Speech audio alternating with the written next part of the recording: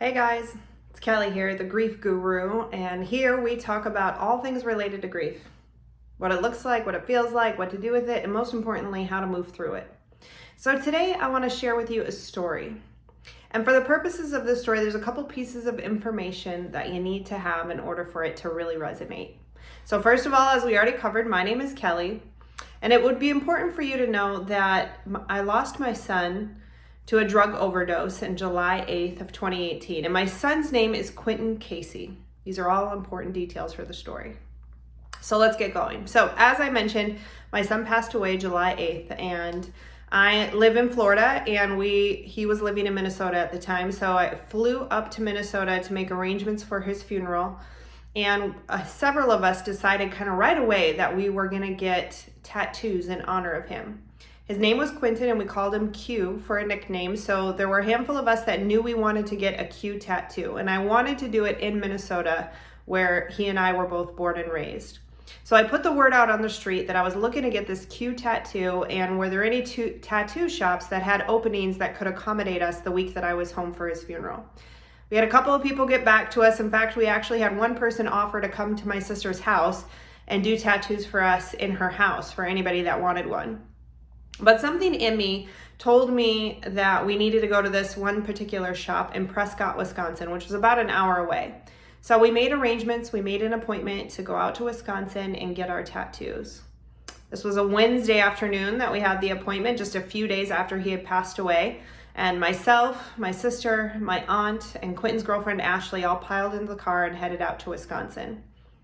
We walked into the empty tattoo shop and explained that we were there for our appointment, and we started looking at different fonts and styles and trying to decide what kind of Q we were going to get. We explained to the girl behind the counter that we were all there to get Q tattoos, and she asked if somebody had lost a bet.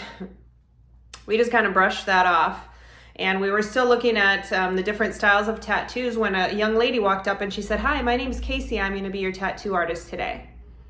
Now, Quintin's girlfriend, Ashley, caught it. She's like, "Did you hear that? Her name's Casey. You know, what a sign." And honestly, it just rolled over me. I didn't even put two and two together, but that was pretty cool that the tattoo artist's name was Casey. So we continued to look and get ready for our tattoos. We each picked out our different font and style, and we were sitting in kind of the lobby waiting area for each person to have their turn to get the tattoo. And all of a sudden, two young boys came running through the tattoo shop. They were kind of messing around, and so the owner of the shop came out and apologized profusely. She explained that her babysitter had called in sick just 15 minutes before the shop was supposed to open, and she was so sorry that these little kids were kind of running around the shop and causing a disruption. We said, "Oh, that's fine." We were still really in a state of shock and grief, so we were just sitting there kind of waiting our turn as these kids were running around the shop. Just a couple minutes later, we heard a crash. Something broke, and the mom said, "Quintin, put that back." And my eyes got about this big, and I looked at my sister and I said, "Shut the front door. That kid's name is Quintin." And I instantly ran outside and just lost it. I was just bawling. It was too much for me to handle. My sister came out and comforted me, and the other two explained to the lady why it was so upsetting for me that this little boy's name was Quintin and the whole reason why we were there. The story gets even more crazy. When I went back in the shop, the owner said, "You're not going to believe this, but my name is Kelly." So there we are in a little tattoo shop in the middle of Wisconsin with the tattoo shop owner, Kelly, her son, Quintin, and the tattoo artist, Casey, all in one place on a Wednesday afternoon. It gives me goosebumps again, just recounting the story. But I tell you that to let you know that even though we can feel so incredibly alone in our pain, we can feel like things are gone and lost forever, we are never truly alone. In that moment, God and Quintin wanted to show all of us that they were there with us. In the midst of our pain, in the midst of our heartache, both God and Quintin were very present with us in that moment. And he continues to be present with me in my day-to-day life in many different ways and many different forms. So I hope that encourages you, but the lesson I actually wanted to talk about is to think about the other two people that were involved in this amazing God story, right? The tattoo shop owner and even the babysitter who called in sick.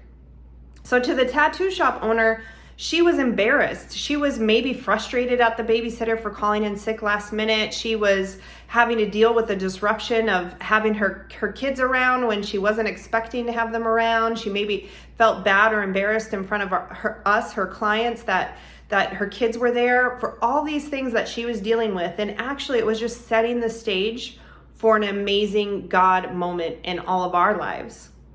And even for the babysitter, I don't know why she called in sick that day and if she felt any kind of way about it, but how many times does our sickness or our mistakes or our irresponsibility actually set the stage for God to do a bigger and better thing? I know I've been reflecting on that as we're sitting in the middle of this pandemic, this quarantine. Everybody's at home. Everybody's feeling, at the very least, that their life has been disrupted. Certainly inconvenience, certainly all of that. But what if even this, God is setting the stage for a bigger blessing? What if all these things that seem to not be connected are very much connected? What if the things that we're embarrassed by or frustrated by is actually God setting the stage for a bigger blessing? And I want to take that a step further. Even the passing of a loved one, if you've lost a loved one and it seems so huge and so overwhelming, what if that is just setting the stage for a bigger blessing? It's something to chew on. Well, I hope this story encouraged you. For more stories like this and just tips and tools about grief and grieving, I encourage you to subscribe below and be a part of our community. Until next time, see ya.